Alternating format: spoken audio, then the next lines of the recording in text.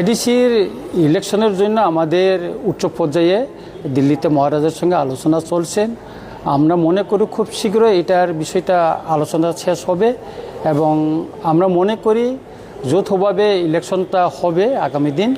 তারপরে যে বিষয়টা এখনও শেষ হয়নি সেটা হইল আমরা এই আলোচনার মাধ্যমে আমাদের যে দাবিগুলি ছিল সেটা কিভাবে আমরা নিয়ে আসতে পারি সেই চেষ্টাটা আমাদের থাকবে এবং মহারাজা এটার জন্য আলোচনা করছেন, ওনার সঙ্গে আমার কথা হয়েছেন এবং ফাইনাল যখন করা হবে তো উনি আমাদেরকেও ডাকবেন বলছেন।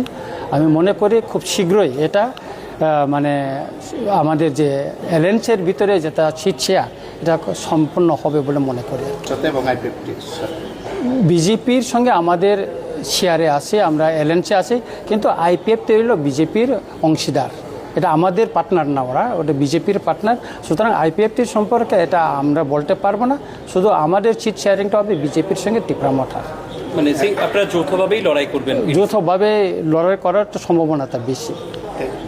দিল্লিতে কার সঙ্গে মহারাজা এখানে দিল্লিতে বিজেপির যে রাজনৈতিক দলের উচ্চ মহলে যেমন বিএল সন্তোষ, সমিত পাত্র, তাদের সঙ্গে ওনার আলোচনা হচ্ছে আমি যতটুকু জানতে পারছি এবং মনে হয় এটা আরও একটু উচ্চ পর্যায়ে আলোচনা করে এটা সিট শেয়ারিংটা শেষ করবেন না। আপনারা এতদিন না, রাজনীতিতে অনেক কিছু হয়, এটা বিরোধ থাকবে, আবার ইয়েতে থাকবে, বন্ধুত্ব থাকবে, কিন্তু আপনি দেখেন আজকে যে পরিস্থিতির নিরীক্ষে আমাদেরকে নির্বাচনে যেটা পরিস্থিতি যে সৃষ্টি হচ্ছে তাতে আমাদেরকে অ্যালায়েন্স করে করাটাই মনে করি আমরা ভালো হবে বলে মনে করছি। আর কি 2-1 দিনের ভিতরে শেষ হয়ে যাবে বলে আমরা মনে করছি।